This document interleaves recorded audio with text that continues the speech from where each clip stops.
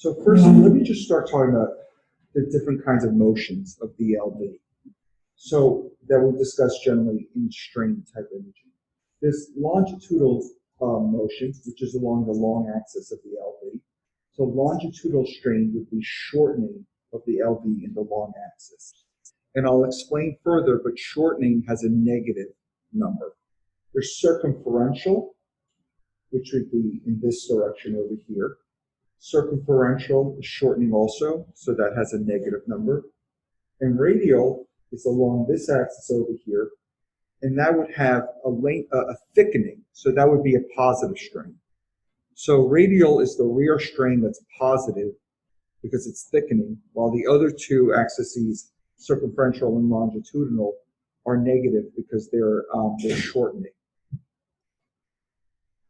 Now, there's one more motion of the LV. It's the torsional, or the twisting of the LV.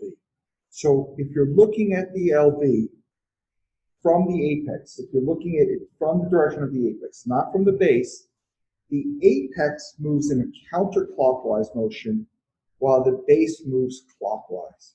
So staring at the apex, from the apex, in systole, the apex will twist counterclockwise. Furthermore, the motion is, the apex does more of the motion than the base does, okay? And to go a little bit further, if we just discuss a touch, the RV, the right ventricle really doesn't have much twist or torsion, doesn't have much circumferential or much radial. It really relies on longitudinal long axis strain. And to go a little bit further, generally speaking, longitudinal strain, both LV and RV, is approximately 20%. And we'll talk about normals more, but a negative 20% number. So shortening by 20%, both RV and LV. The RV doesn't have circumferential or radial that much, or even torsional. Normal for circumferential, ballpark, is approximately 20% also. Radial shortening is approximately 40%. And we'd normally think 40% thickening of the LV is the normal cutoff. Okay? Now, to go a little bit further, the myocardial fibers, the endocardium is mostly longitudinal, the midwall is mostly radial, and the epicardium is mostly circumferential.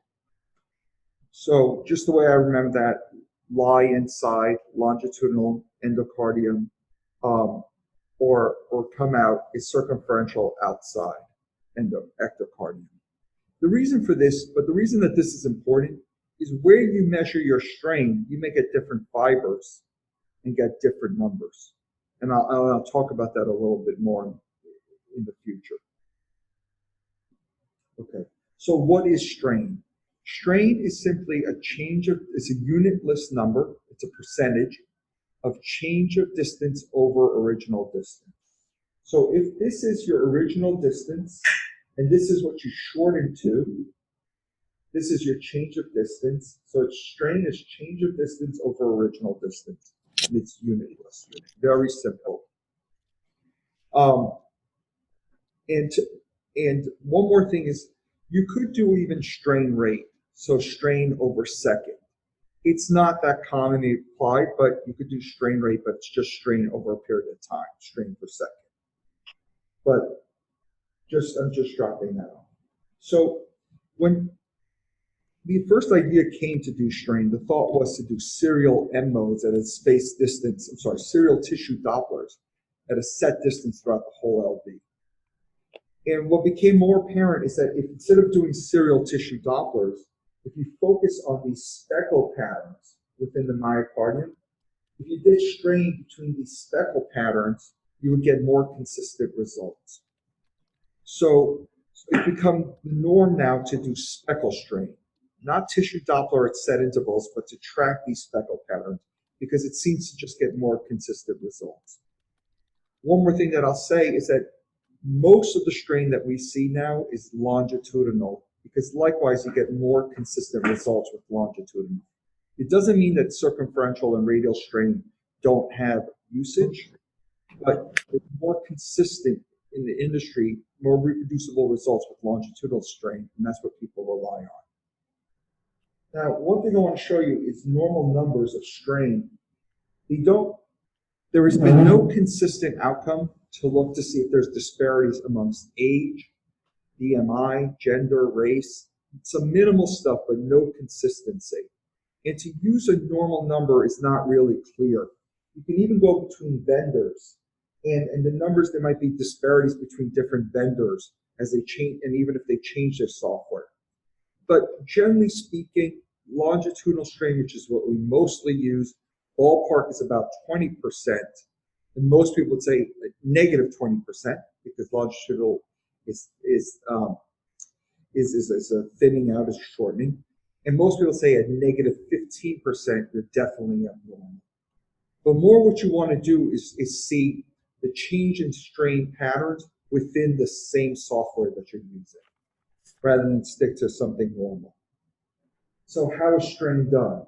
So either you mechanically trace a whole LV, and this is longitudinal strain, in apical 4, 2, and 3, or a lot of softwares, they just put a set point between the two parts of the base and the apex, and it automatically does it rather than trace it.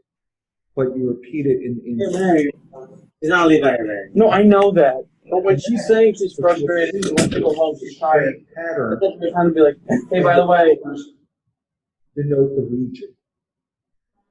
And the strain patterns are done here per region. As I was saying before, the thickness of this area is important because, as I said before, the longitudinal is what you're really, most of industry is relying on, and the longitudinal is in the endocardium. And how thick you make it, you get more circumferential rather than longitudinal. So software design is very essential. And then you can get a bullseye plot for the different segments, and the bullseye plot can tell you, it'll usually show you what was the longitudinal strain in 2 chambers, 4 chambers, 3 chambers, and then the average. So here the average was 19%, here's the average at 16%, and you can see the different strains at different areas. Okay. So how does strain have its utility? How does this theory have its utility? There's probably 2 areas that it really has very strong utility, and there's many more areas that seems that possible future areas of utility. First is for cardiac amyloid. Transthyretin amyloid disease heavily affects the base of the heart as opposed to the apex. So you see apical sparing in transthyretin cardiac amyloid. But as I explained earlier, the apex of the heart that moves counterclockwise compared to the base, the apex of the heart does much more work than the base. So a normal heart has apical sparing. The apex is doing more work than the base. So this plot of apical sparing in transthyretin disease is somewhat analogous in its mildest forms to normal heart. So my point with this being is that if you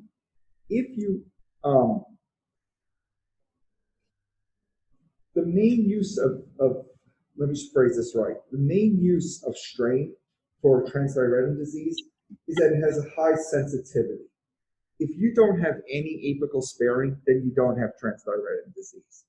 It's not very specific because the normal heart has apical sparing. But if you have no apical sparing, then you probably do not have any transthyretin disease. That's probably one of the main uses of strain in the present era. But there's probably, the thought is that there's going to be an explosion of where strain can have its applications. So we discussed cardiac amyloid, but it may help you differentiate apical hypertrophic cardiomyopathy, having a reverse pattern compared to cardiac amyloid, or very early coronary artery disease, having a particular segment that shows decreased strain.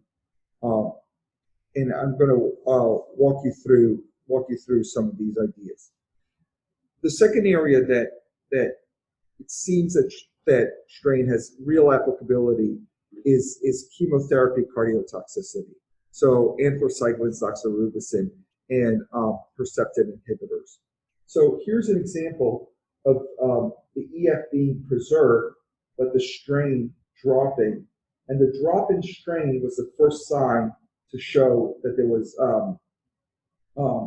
there was cardiac toxicity, and then the EF eventually dropped.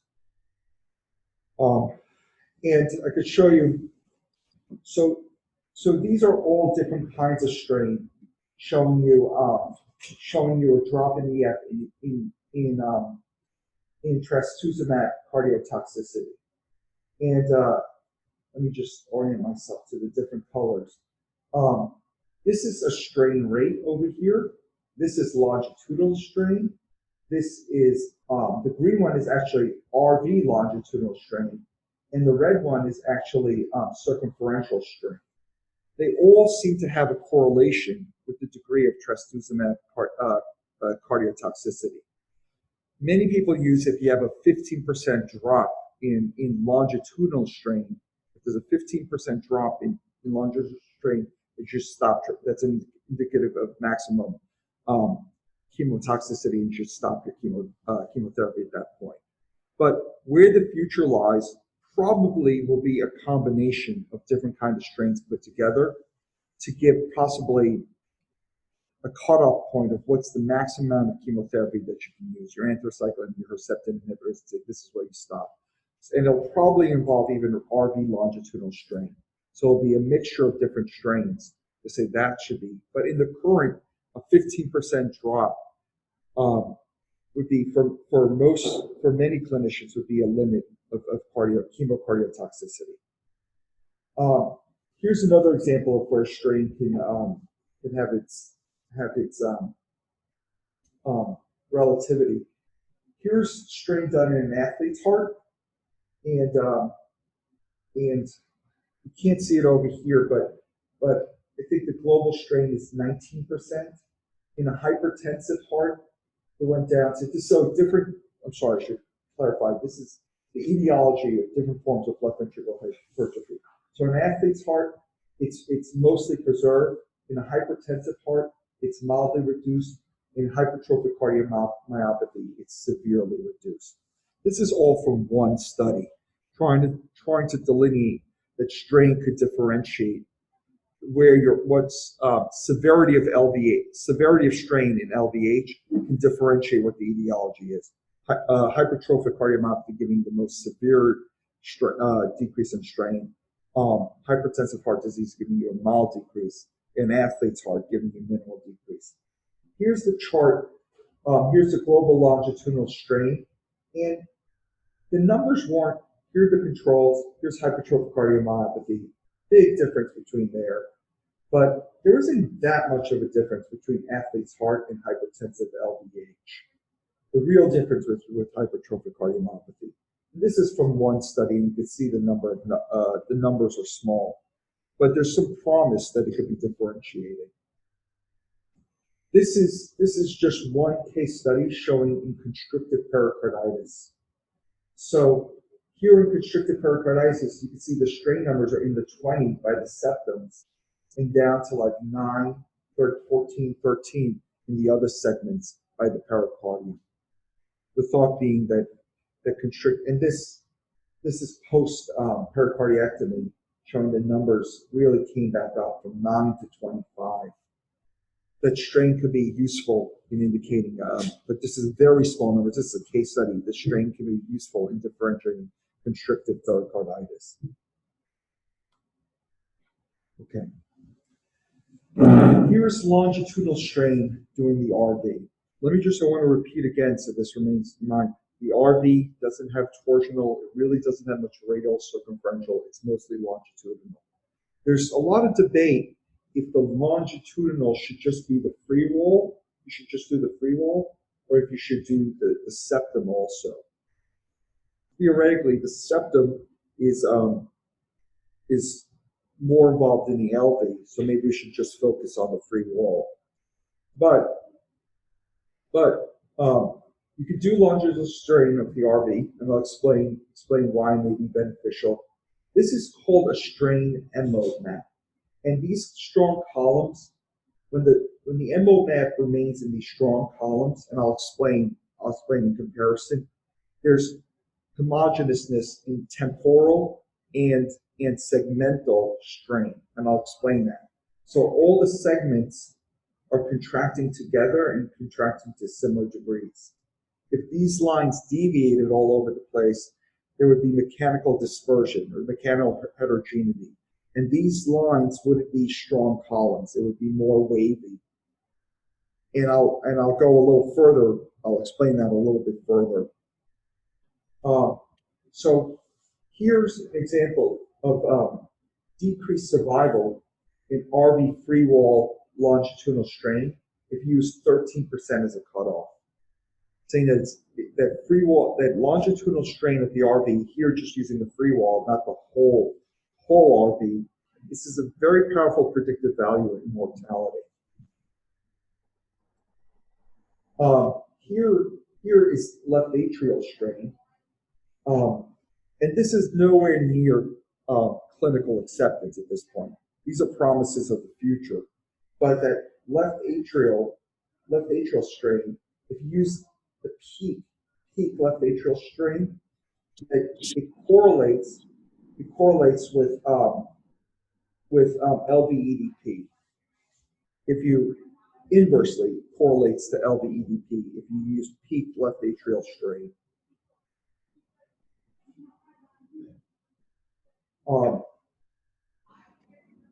And let me just see what this is. Ejection fraction. Okay, so these are patients with preserved ejection fraction after an MI, and this is global longitudinal strain 14 negative. You differentiate by 14%, above or below 14%. And there was a major difference in mortality. This is the LD, showing just preserved EF after an MI, 14% as your cutoff. This is marked difference in mortality. Just a few more things. I was talking about mechanical dispersion. So here, all the lines are pretty uniform. Here, this one is a bit of an outlier, but their timing is uniform, and their degree of the segments are uniform. Here is tremendous dispersion, clearly. And one way that you could use as a demarcator of dispersion is from the top, where you can use QRS, but from early systole to the peak. What is the timing to that? And that's a marker of dispersion. And long story short, you could say how long dispersion is, how much dispersion is correlated with mortality. And this is in patients with aortic stenosis. So is longitudinal strain also. But dispersion by itself is a marker of mortality. This is dispersion in patients with MI. Here's enormous dispersion. Here's minimal dispersion, and this showed rates of ventricular arrhythmias based on the degree of dispersion. So my summary of this is a lot of this technology is possibly for the future, but I think the way to think about this is that artificial intelligence software is going to advance further and further into echo. It clearly seems to have prognostic indications. In some situations, it may be apical hypertrophic cardiomyopathy versus cardiac amyloid, probably in chemotoxicity. It really will have clinical indications, but I think there's no doubt that software artificial intelligence is going to become a regular part of echocardiography. And by the way, I should explain that you could apply the same things to any kind of LV imaging. It could be done with CMR, it could be done with a ventriculogram, slightly different, but the baseline theories remain the same. The last thing I'll say is the limits of this is, first of all, your echo quality. If the echo quality is poor, it's not gonna work out. And the other element becomes gating. So if you're very tachycardic, you have frequent PACs, PVCs, or even if you have AFib, like the version of software that we have currently, it can't even do it.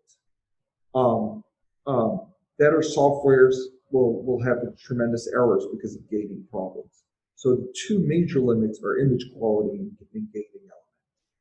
So I have a question about the different softwares. I know that's been a problem in the past with strain image with different cutoffs for Philips versus GE. I should think of an example. Are the software more or less uniform now, or are they still like R17 is somebody else's 14? I don't think there's uniformity. I don't think so. But what I do know is that Philips abandoned their previous software and is using TomTech, which is a German-based company. And my understanding is TomTech is dominating, is the echo strain. So my question is, like, we're seeing these research with these numbers. Are these going to be applicable? Like, you know, like the study that you said for 14 strain of 14. No, that's not going to be applicable for us. You cannot. There won't be one number. These studies are small, and there won't be one number that will apply unless one company dominates it. There will not be one number that applies across the board. And then just what's the number that we use for cutoff? And if we take away one thing for our fellows, what's the one thing we should be looking at? Because it comes up with a lot of numbers. I would still say a normal global longitudinal, very healthy person is in the approximately 20%, and by negative 20%, right? It's a shortening. And by the time you get to negative 15%, there's definitely a problem. And do you comment every time that somebody globally is negative 15? If, for example, the EF is normal. I guess the better question is, you mentioned chemotherapy, amyloidosis. In which cases should we routinely be reporting strain in our patients? We're doing it. So chemotherapy, absolutely. When there's a concern for cardiac amyloid, that definitely. Those are the two main things. There are two. I mean, at this point, to report it in aortic stenosis, to think that you would TAV our patient earlier in the aortic because your strain is less, that's premature, or that you have dispersion. It's very premature. I think those are the two areas where there's the most robust. Yeah, chemotherapy and amyloid, as you mentioned.